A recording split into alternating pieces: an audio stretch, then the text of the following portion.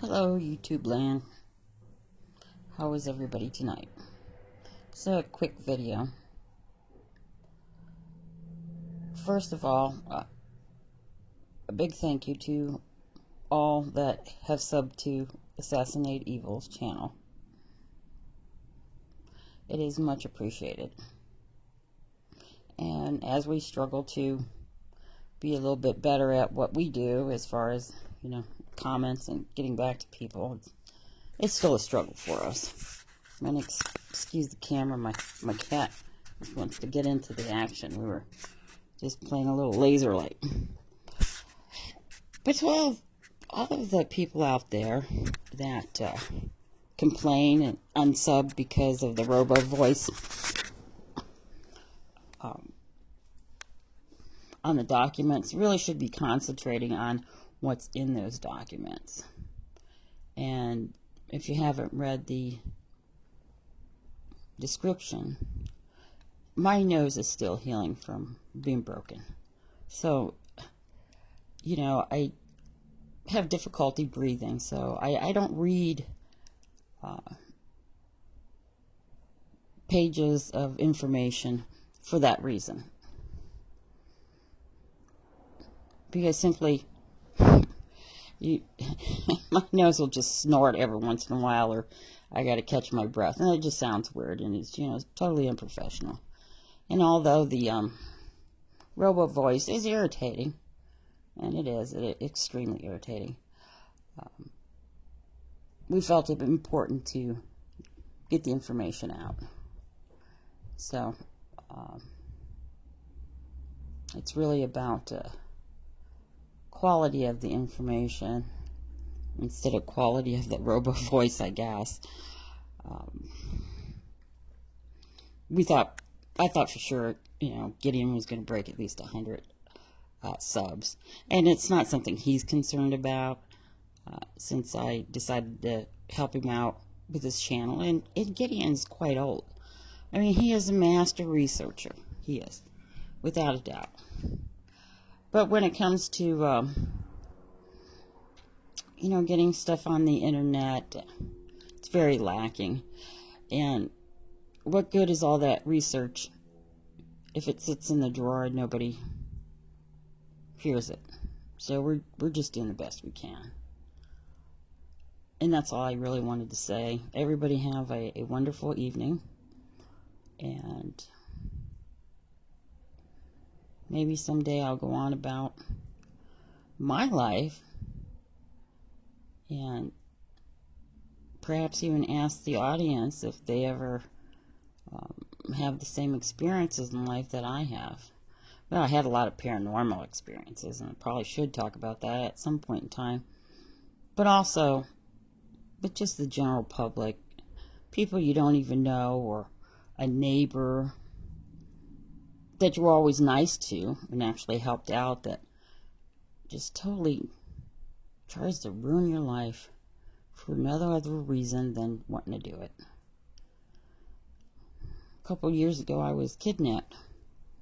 I was kidnapped by my landlord. He and the neighbor were selling drugs, and I turned him in.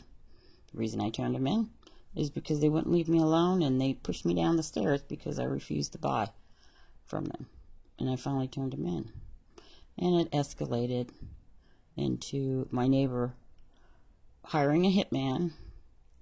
And I have it on tape. I have it all recorded. To get rid of me and my dog. My dog has since passed away. And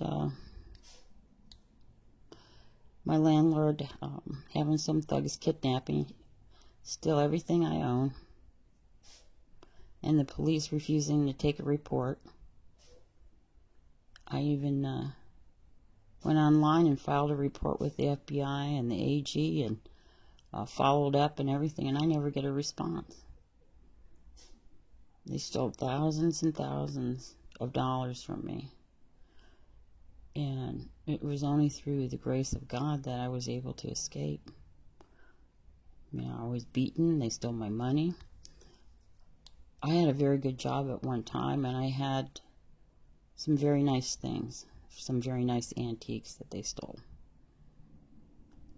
It was just awful. I mean, it was just it's something you can't imagine awful. And then the police not wanting to do anything about it, arguing over jurisdiction. Well, it actually happened in this city over there that was like 4 miles away.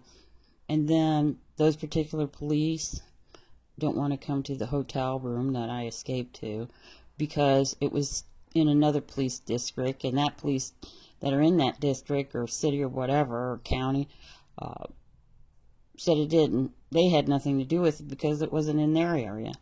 And here you have somebody who just escaped from being kidnapped, beaten,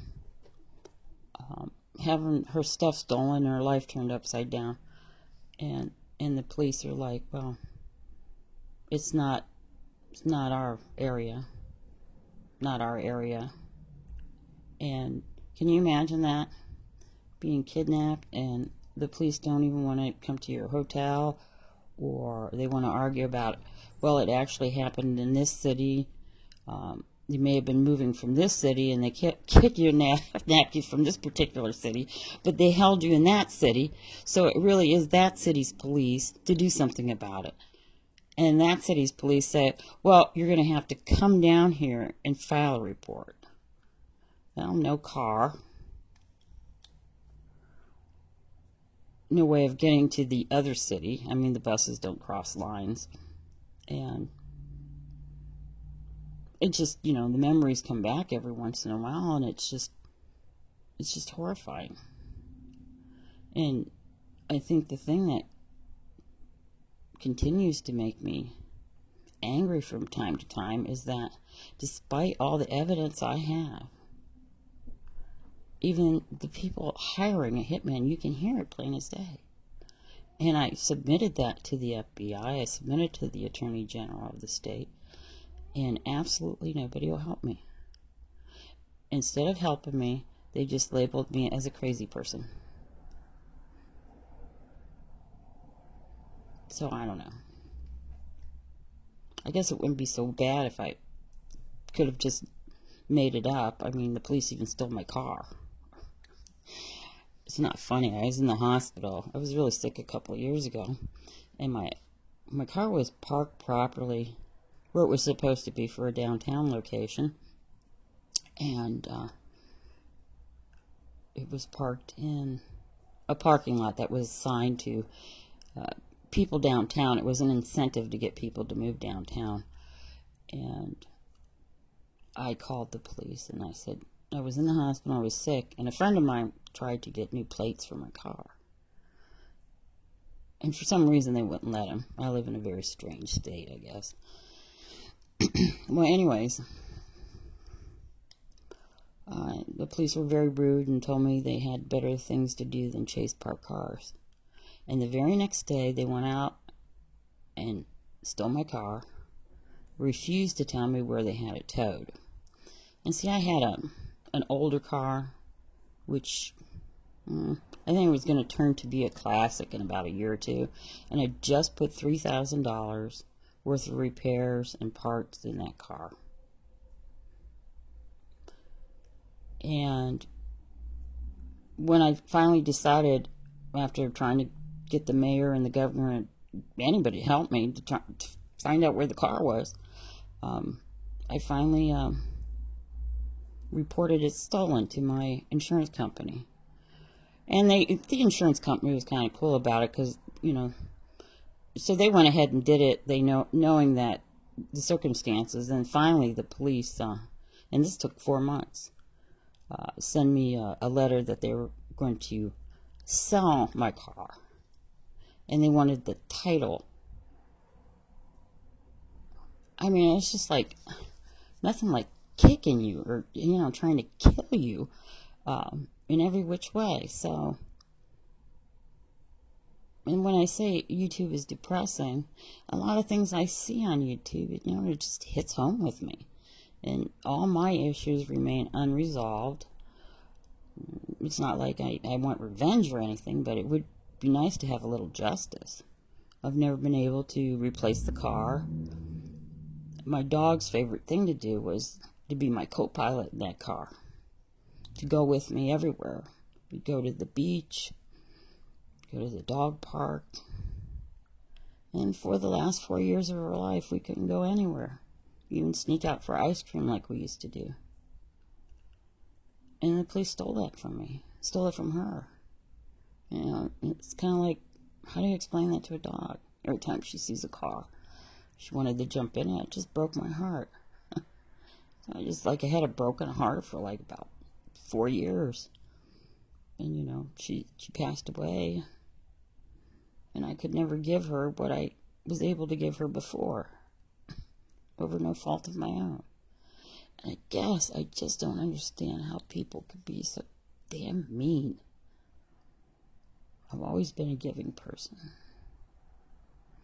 a caring, compassionate person, and I just don't understand how people could be so doggone mean and nasty and just want to take from you whatever they can, just to see if they could do it. I really don't know. I just don't know. I don't know their minds. But anyways, I went on way too much. And again, thank you, subs. And again, I apologize for the robo voice. And we do have other content. And I actually have been extraordinarily busy. Oh, that's what I wanted to touch on. Well, before the 15 minutes is up, real quickly, as I helped a friend today. She wanted to go to what they call a food bank. She's like 67 and didn't want to go alone. And I couldn't believe it. And people that came into this country, I mean, it was so awful. You should have just seen it.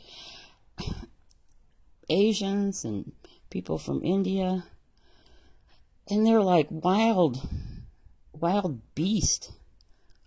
You know, when they open up the place, just grabbing stuff. I mean, it's just so unbelievable. You know, we never had food banks in this area until the last few years. I mean, Americans, you know, they didn't give a rat's ass if Americans needed food banks or anything. They got opened when Obama was in, you know, and the people were, you know, coming across the border like crazy. You know, he invited them in. Perhaps you remember that. But my point is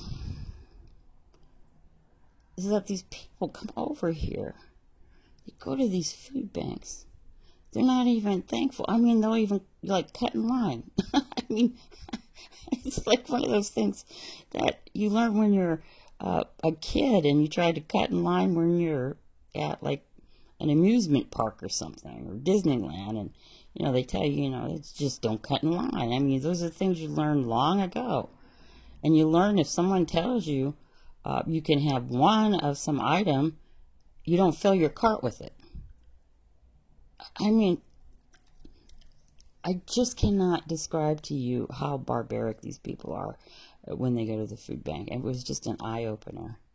But anyways, I'm almost at 15 minutes, and I really didn't mean to have this long of a conversation. Okay, everybody have a very blessed night. Take care, and we'll talk to you soon.